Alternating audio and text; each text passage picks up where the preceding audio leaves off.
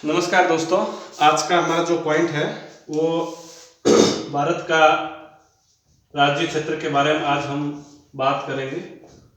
भारत का राज्य क्षेत्र अगर पॉलिटिक हिसाब से देखा जाए तो कई बार इस टॉपिक को इतना इम्पोर्टेंट नहीं देते हैं, लेकिन फिर भी हम देखते हैं इस टॉपिक के बारे में क्या क्या जो खास चीज़ें हैं।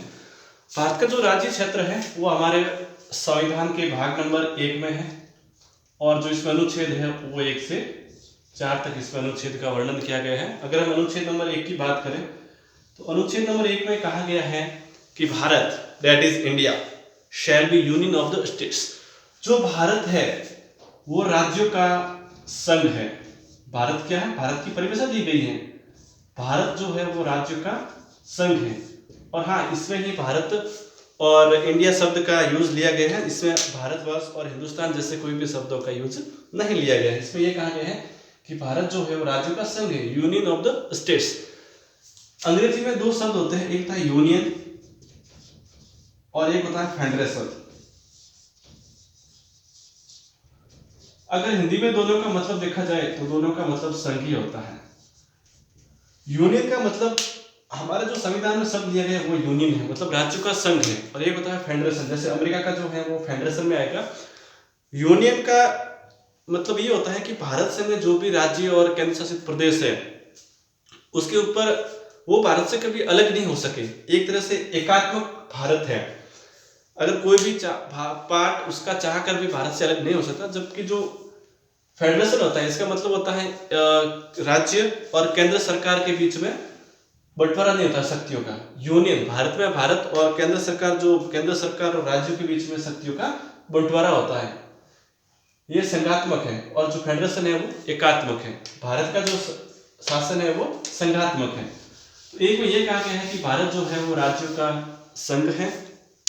भारत में वे सभी राज्य आएंगे जो या तो अर्जित किए जाए या केंद्र शासित प्रदेश हो, चाहे अन्य राज्य हो, या कोई बाहर से प्रांत अगर अर्जित करता है तो भी वो भारत संघ का हिस्सा होंगे। एक में ये कहा गया है राज्यों का संघ। दूसरे में ये कहा गया है कि अगर भारत में कोई भी बाहरी राज्य को, अगर बाहरी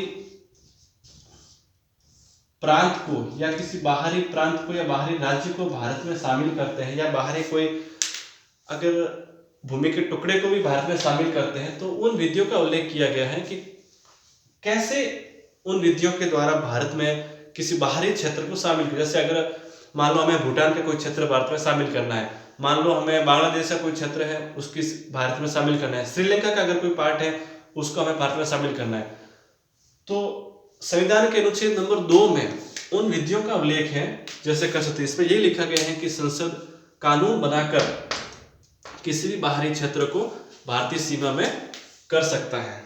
ठीक है।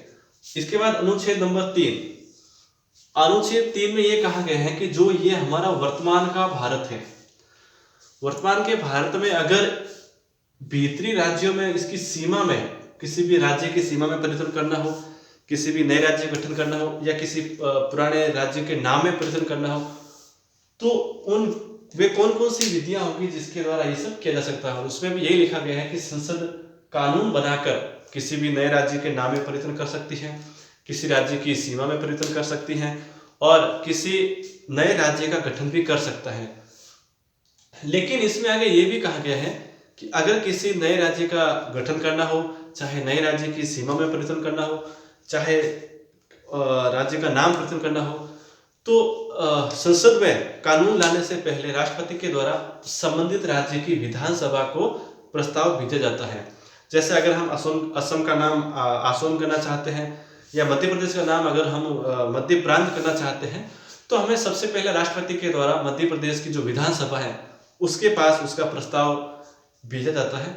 लेकिन यहाँ पे आपको ये भी ध्यान रखना है कि विधानसभा के द्वारा जो भी वापस रिप्लाई आता है उस रिप्लाई को मानना या न मानना ये कोई बाध्यता नहीं है। राष्ट्रपति चाहे या संसद चाहे तो उसको मान सकते हैं, उसको नहीं मान, उससे कोई फर्क नहीं पड़ता है। उसके खाली प्रस्ताव उसके सामने भेजा जाता है, उसको मानना न मानना राष्ट्रपति का दायित्व होता है। जैसे अगर हम बात करें तेलंगाना, जो जून ये 2014 में जब तेलंगाना अलग हुआ,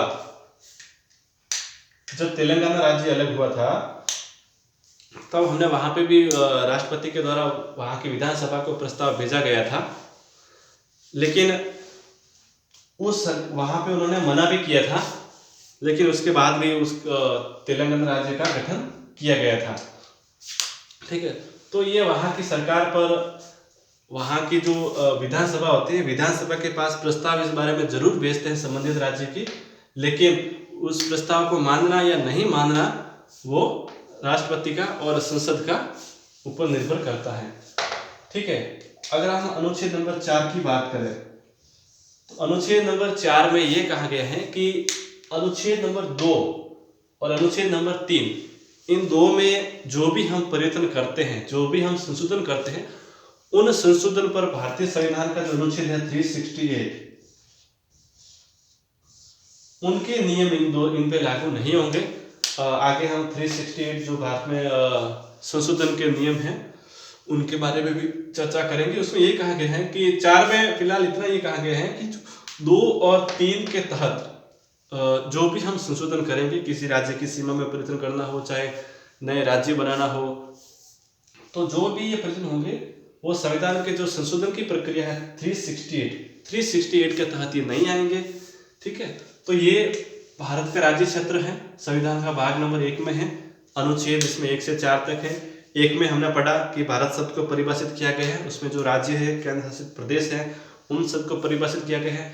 नंबर 2 में ये कहा गया है कि अगर किसी बाहरी प्रांत को या बाहरी भूमि के भाग को भारत में अगर शामिल करना है तो उसकी कौन सी विधियां होंगी। नंबर 3 में ये कहा गया है कि अगर भारत के भीतर किसी राज्य के नाम में, किसी सीमा में अगर नए राज्य को परिवर्तन करना हो तो उसकी क्या विधियां होगी। और 4 में ये कहा गया है अगर 2 और 3 के तहत हम कोई भी अगर संशोधन करते हैं संविधान में तो 368 उस पर नियम लागू नहीं होगा। आगे हम कल के टॉपिक में दूसरा टॉपिक पढ़ेंगे। धन्यवाद।